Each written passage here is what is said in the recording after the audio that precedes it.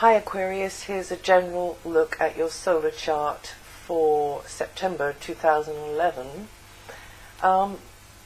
This looks to me like a gear shifting phase. You are moving out of certain situations and moving into others. So wanting to be a bit cautious at times, wanting to be a little self-protective or confidential, because you're weighing this and that and the other. It could be that you have that finance and property and a space or a venue or resources have got a lot more light shining on them, and the volume turned up, as it were. Also, you probably feel as though you've got to find your way carefully with certain other people, maybe not understanding the rules of the game, but also are really feeling as though you need them to rely on, though. Working hard, probably. Feeling that you've got to keep your cards close to your chest in certain situations, and feeling a little bit emotional, a little bit sensitive as well. Love relationships could become more closer, even quite sizzly until mid-month. Also, money and property, even though you're maybe focusing on that or feeling more sensitive about that, it looks as though you're going to get some support there. It could come from a female, actually, but money and property, you have some support around that, and also there could be discussions and ponderings, and you considering things and planning and having ideas centered around property, finances, and maybe researching is going to be highlighted for you, either related to that or related to something else. Investigation, research, the sniffing around and seeing what you can turn up, seeing what you can find. And that is going to be mostly between the 8th and the 25th. But really, you need to listen to and trust your intuition. Let your intuition be your guide and point you in the right direction. Collaborations can be productive and energetic in practical ways, in very practical ways. You and some can really do business together as long as you understand, each other's needs and requirements. But teaming up with another is advisable because it can help you to learn the ropes, the rules of the game, methods, techniques, technologies, and just try not to spread yourself too thin, though. Don't take on too much too fast. Don't allow your body to process, because where Mars is at the moment, it's in an area to do with health as well. And sometimes if you overstretch yourself with Mars there, then it can affect your health adversely. So just watch that. That's up until the 18th. And then from the 18th, very dynamic time in one-to-one relationships, teamwork really is a theme throughout the whole of the month, as a matter of fact.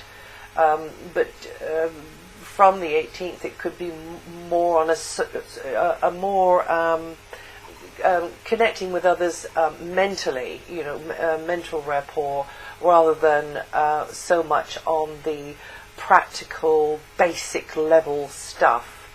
And yes, and you can hook up with people that help you push forwards with plans and aims and ambitions, very much so, as long as you understand, that they shouldn't be allowed to point you in the wrong direction or tire you out in their enthusiasm, and vice versa. So giving them space and not coming on too strong with your opinions if you tend to do that, or if you tend to be just very much an observing Aquarius who doesn't say much, then actually coming forward a little bit more with your opinions would be a good thing to be doing from the 18th onwards, so that you get it right, you understand things, and you get what you want, as far as any of us ever can. Now, close relationships could connect you to faraway places, and travel, particularly after the 18th. Friendships connected to foreign lands, or someone or somewhere at a distance, and places and faces which are unusual, which are from a community or a culture which is very different to your own, is just going to seem very appealing and intriguing and interesting and attractive, and very much you're going to be enjoying that, I think. And a love relationship could also be connected to any of those things. Also an educational environment, an academic environment as well. Now, every month I speak about the slower moving planets, and I'm just going to recap those here now. If you have heard this before, then you can actually, go on to somebody else's video now. But I'm just going to recap them. I've written it, written a copy on my website, so you can always look it up there. But just to start off with, Neptune actually has just come back into very late Aquarius, which means that idealistic side of you is going to be triggered again, maybe a little bit woo-woo, but also, on the flip side of the coin, very, very strongly in touch with your inner guidance, the higher expanded intelligences, your higher awareness, and sort of insight into things. As long as you get it balanced right, as long as you're not building castles in the air which are impossible dreams, then you could be very creative, very imaginative, and you Aquarians are born in the very end of, the very last couple of days of the sign, or with the last couple of degrees of Aquarius rising, going to feel that mostly this month. And also Saturn, I was speaking about travel and foreign lands. Well, Saturn is in this long cycle in your chart, connected to building links, building a knowledge, building your intellectual understanding of how the other half lives, as it were. How others are, how they live. Maybe be getting very seriously involved in academia, teaching, higher education, communications, lecturing,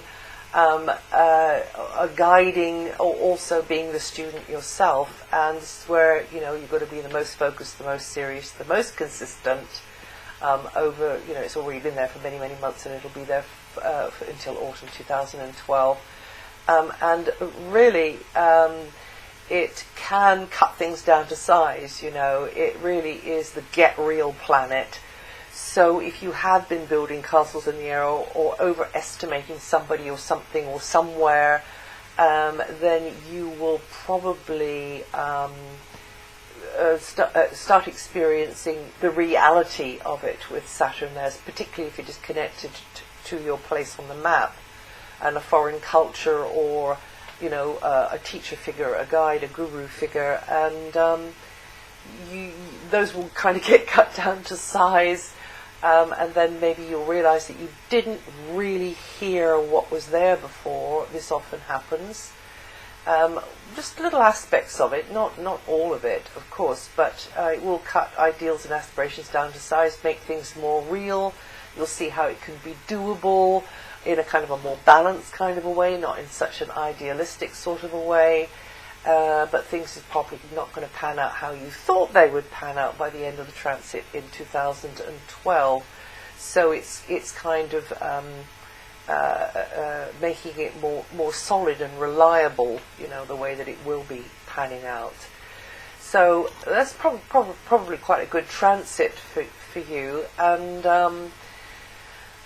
Pluto, of course, is in the sign before yours, very subtly, almost invisibly underpinning your slow evolution, helping you into more self-understanding and getting you to question things when you do that knee-jerk response that we all do without really thinking it through, and allowing you to regenerate from deep levels. You Aquarians born January the 23rd to the 29th, or with 2 to 7 degrees of Aquarius rising, will be feeling that mostly this month. Uranus, your ruling planet, will be working from Aries in a very opportunistic and positive angle to your sun sign for 7 years, around about 7 years, gradually changing the way you think, the language you use, the jargon you use, your day-to-day experiences, the kind of people you hang out with. It could mean that you get these flashes of brilliance, of brilliant insight. It's just like that cosmic aha moment. That could be happening for those of you Aquarians who are getting this planet aspecting your sun sign, and maybe getting interested in studying weird subjects as well, and maybe having weird experiences sometimes too, which are kind of telepathic or coincidental or whatever you want to call them. And you Aquarians born in the first 6 days of the sign, so that would be around about 23rd to the end of January, and the first 6 degrees of Aquarius rising will feel this vibration mostly this month. And Jupiter, well, Jupiter's at the root of your chart. That's a very, very friendly, supportive place for Jupiter to be, and Jupiter will be there until next June. So if you are changing your place on the map or traveling, it will almost kind of put, the way I look at it is like a sort of an invisible safety net under you in a way, and it will bring about an increased sense of stability. But also, it being a teacher planet, it means that you'll be learning a lot from the conditions that you're living in and the people you're hanging out with in the neighborhood and the community and the culture, and you'll just be learning a lot from them, and the place itself, or the places. Maybe you're going to have more access to an environment you prefer, sort of intermittently. It can be working like that. Very good time to make a move, though, because you're likely to get the sort of place that you could benefit from, being the sort of place that will be quite an positive experience for you. Of course, we all have to live in this contrast, but overall, Jupiter in that area there will tend to deliver, good experience, and it's always up to us just to tap in. It could mean that there's more travel on offer for you as well, and it just helps you to feel more emotionally at one and anchored over those many months that Jupiter is there. And from the 22nd, you're into a more adventurous, outgoing vibration where you kind of get into gear with things, and could be traveling then, more likely from then, or connecting with people at far away places, either physically or down through the wires. Good time for new enterprises, launching into new things, and you could be on quite a learning curve from there onwards, but it's going to be refreshing to your spirit, I would think. Now that's it for September. If you know your rising sign, listen to that too, and also maybe your moon sign, because it'll add to or subtract from what I've said here. And I'll see you the next time.